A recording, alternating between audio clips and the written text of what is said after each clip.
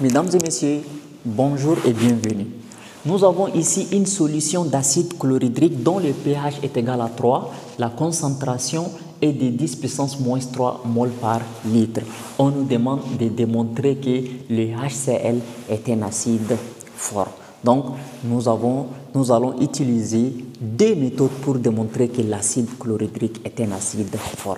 Mais d'abord, c'est quoi un acide? Un acide, c'est une substance chimique capable de libérer un proton. Ou bien c'est une substance chimique capable de libérer l'ion hydrogène. Si par exemple j'ai un corps chimique de formule AH et que ce corps-là, ça devient A- plus H+, c'est-à-dire que le corps a libéré l'ion hydrogène ici, ce corps-là est dit un corps acide. Prenons le cas de l'acide chlorhydrique. On a HCl. Alors, il peut libérer H+, et on trouve l'ion chlorure quelque part. Donc, ce corps-là, il est dit un corps acide parce qu'il libère un proton. Donc, H+, il est dit l'ion hydrogène. Alors, maintenant, c'est quoi un acide fort? Un acide fort, c'est une substance chimique dont sa réaction avec l'eau est totale. C'est-à-dire que c'est un corps qui se dissocie totalement dans l'eau. Alors, la première démonstration, comment on va démontrer que le HCl est un acide fort, c'est à partir de la concentration qui est ici, concentration initiale.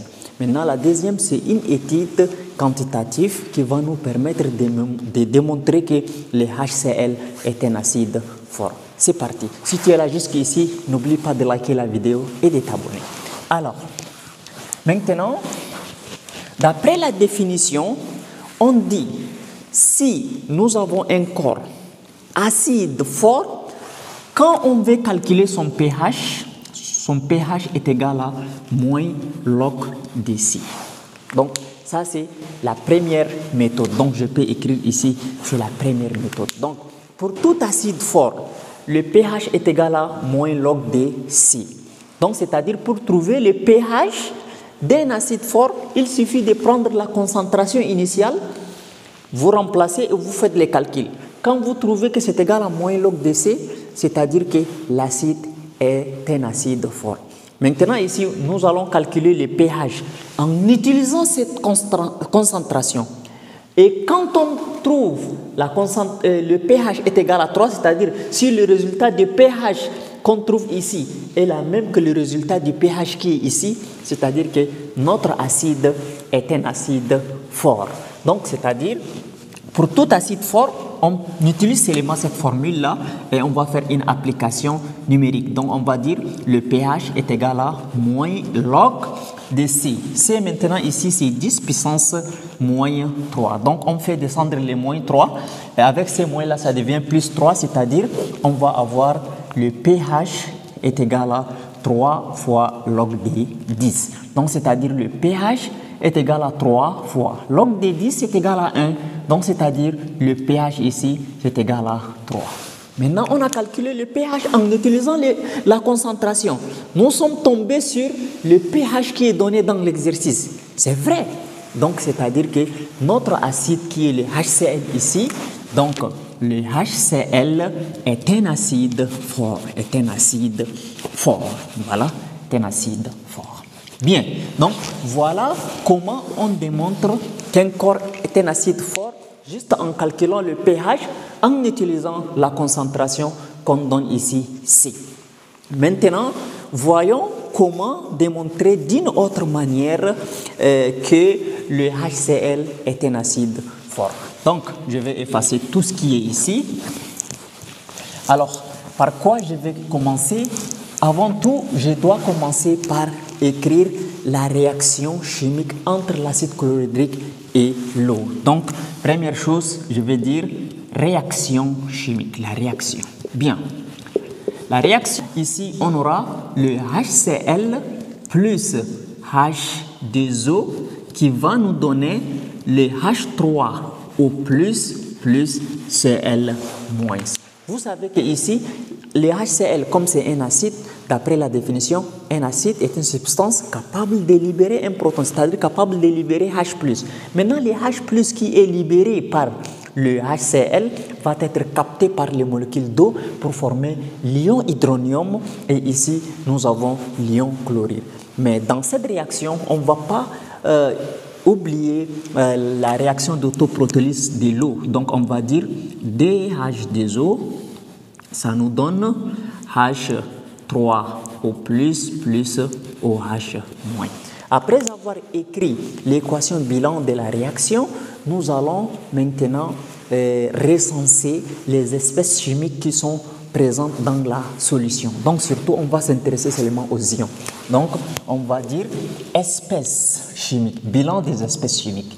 Bilan. Voilà, les bilans, ici nous avons H3O+, qui est ion hydronium, ça c'est un cation. Nous avons Cl-, ça c'est un anion, et nous avons OH- aussi c'est un anion. Après avoir recensé les espèces chimiques qui sont présentes dans la solution, je vais parler des ions, qu'est-ce qu'on doit faire? On cherche à calculer les concentrations des espèces chimiques qui sont dans la solution, qui sont présentes dans la solution. Donc, on va dire calcul des concentrations. Calcul des concentrations. Voilà. Dans le calcul des concentrations, on doit toujours commencer par la concentration en ion hydronium. Donc H3O+, c'est ça l'ion hydronium ou encore appelé ion oxonium. Donc on va calculer sa concentration. Mais pour calculer la concentration en ion hydronium, nous avons besoin du pH. Donc la concentration en ion hydronium, la formule, c'est égal à 10 puissance moins pH. Donc, on va faire l'application numérique, on va dire application numérique, concentration en ion hydronium est égale à 10 puissance moins pH. Donc, le pH c'est 3, c'est-à-dire 10 puissance moins 3, grand M. Donc, quand j'écris grand M, c'est la même chose que mol par litre. Donc, mol par litre est encore symbolisé par grand M. Voilà. Maintenant, je vais chercher à calculer la concentration en ion hydroxyde. Maintenant, pour calculer la concentration en ion hydroxyde, on va appliquer ce qu'on appelle le produit ionique de l'eau, c'est-à-dire la concentration en ion hydronium fois la concentration en ion hydroxyde est égale à 10 puissance moins 14. Est égale à 10 puissance moins 14 à 25 degrés Celsius. Voilà. Donc, c'est-à-dire qu'ici, nous opérons à 25 degrés Celsius. Donc, si c'était à une autre température, la valeur qui est ici, qu'on appelle le KE va changer. Maintenant, à 25 degrés Celsius, quand on fait la concentration en ion hydronium, fois la concentration en ion hydroxyde, on trouve 10 puissance moins 14. Maintenant, on va tirer la concentration en ion hydroxyde. Donc, on va dire la concentration en ion hydroxyde est égale à 10 puissance moins 14 sur la concentration en ion hydronium. On connaît déjà la concentration en ion hydronium est égale à 10 puissance moins 3. Donc, on va dire que la concentration en ion hydroxyde est égale à 10 puissance moins 14 sur la concentration en ion hydronium. Donc, 10 puissance moins 14 plus 3, c'est-à-dire que A à la puissance M sur A à la puissance N, ça donne A à la puissance M moins N. Donc le moins de la formule avec ces moins, ça devient plus. Alors, pour vous dire que la concentration en ion hydroxyde ici est égale à 10 puissance moins 11 mol par litre.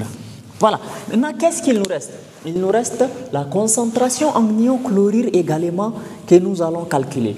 Voilà, pour calculer maintenant la concentration en ion chlorure, nous allons utiliser l'équation d'électroneutralité de la solution. Donc, je vais effacer ici pour écrire l'équation d'électroneutralité de la solution. D'accord. Alors, on va dire électroneutralité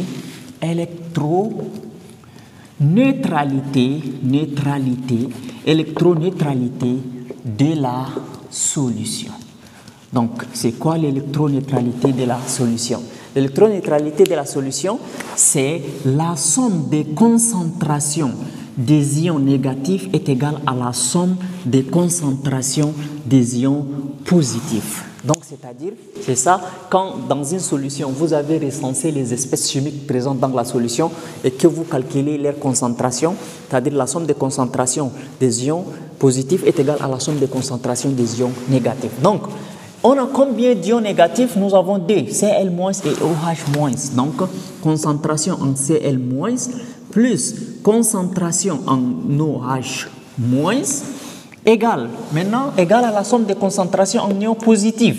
Positif, c'est H3O+. Donc, la concentration en H3O+, est une concentration positive. Voilà. Maintenant, notre objectif, c'est de calculer la concentration en ions chlorure. Donc, on va dire la concentration en ion chlorure est égale à la concentration en ion hydronium moins la concentration en ion hydroxyde. Voilà. La concentration en ion hydronium, on connaît déjà. La concentration en ion hydroxyde également, on connaît. Voilà. Comment? Qu'est-ce qu'on va faire? On remplace la concentration en ion hydronium par sa valeur, la concentration en ion hydroxyde par sa valeur et on tape la calculatrice et on va trouver la réponse. Donc, je fasse ici. Donc, qu'est-ce qu'on va dire? On va dire concentration en ion chlorure est égale à 10 puissance moins 3 moins 10 puissance moins 11. Donc, 10 puissance moins 3 moins 10 puissance moins 11, ça donne toujours 10 puissance moins 3. Quand vous faites les calculs en utilisant la calculatrice, c'est-à-dire que 10 puissance moins 3 moins 10 puissance moins 11, vous trouvez toujours 10 puissance moins 3. C'est comme si vous avez 0,001 moins 0,00000 jusqu'à 11 zéros. Je pense 1, 2, 3, 4, 5, 6, 7, 8, 9, 10, 11. Donc, 9, 10 jusqu'à 1 comme ça. C'est-à-dire 0,004, vous retranchez ça, c'est comme si vous n'avez rien retranché. Ce qui est ici est vraiment trop négligeable. Donc, quand vous tapez la calculatrice, cette calculatrice donne une valeur vraiment approchée de 10 puissance moins 3 et on peut dire que c'est sensiblement est égal à 10 puissance moins 3. Donc, qu'est-ce qu'on va dire? On va dire que c'est égal à 10 puissance moins 3 mol par litre, car la concentration en ion hydroxyde est négligeable. Quand on fait inférieur, des fois ça veut dire négligeable devant la concentration en ion hydronium. Voilà. Maintenant, qu'est-ce que nous allons faire? On a déjà calculé la concentration en ion chlorure. Maintenant, nous allons faire ce qu'on appelle la conservation de la matière. Donc, la conservation de la matière veut dire quoi? Dans une solution, conservation de la matière veut dire dans une solution, la concentration initiale de la solution est égale à la concentration introduite plus la concentration restante. Voilà. Donc, c'est ça la formule. La concentration initiale est égale à la concentration introduite plus la concentration restante. Maintenant, c'est la concentration initiale est égale à la concentration introduite, c'est celle de Cl-. La concentration restante, c'est celle de notre solution de HCl. Maintenant, c'est la concentration restante que nous cherchons. C'est-à-dire que quand on a mélangé l'acide chlorhydrique avec l'eau, est-ce qu'il y a une proportion d'acide chlorhydrique qui reste, qui ne s'est pas encore, dissociée dans l'eau? Donc, c'est ça qu'on dit la concentration restante que nous allons calculer. Si ça reste quelque chose, c'est-à-dire que l'acide n'est pas fort. Si c'est dissocié, on va trouver que cette concentration-là est égale à 0. Donc, on va dire la concentration en ion chlorure est égale à la concentration initiale moins la concentration en ion chlorure. Autant pour moi, la concentration en HClO. Voilà. Maintenant, la concentration initiale, c'est 10 puissance moins 3, moins la concentration en ion chlorure, c'est 10 puissance moins 3. Et là, quand on simplifie, ça nous donne 0. Donc, c'est-à-dire, la concentration en HCl, en HCl est égale à 0. Qui veut dire quoi? Qui veut dire que l'acide chlorhydrique s'est totalement dissocié dans l'eau. C'est pourquoi la concentration restante est égale à 0. Comme l'acide chlorhydrique est totalement dissocié dans l'eau, on peut dire que l'acide chlorhydrique est un acide fort. Donc ça, c'est une étude un peu longue pour démontrer que l'acide chlorhydrique est un acide fort. Mais dans un examen, vous n'avez pas besoin de calculer tout ça. Démontrer que l'acide chlorhydrique est un acide fort, écrivez pH est égal à moins log de C. Parce que l'acide chlorhydrique, c'est un monoacide. Si c'était un diacide, comme l'acide sulfurique, c'est H2SO4. Il est diacide parce qu'il va libérer des protons. Vous voyez? Alors là, le pH, pour démontrer que l'acide sulfurique est un acide fort, le pH est égal à moins log de DC de cette manière et vous allez trouver la réponse. Ainsi, mesdames et messieurs, nous sommes arrivés à la fin de notre vidéo. Si la vidéo vous a plu, n'oubliez pas de la partager, de la liker, de vous abonner à la chaîne. Activez aussi la cloche des notifications afin de ne plus rater nos prochaines vidéos. Merci.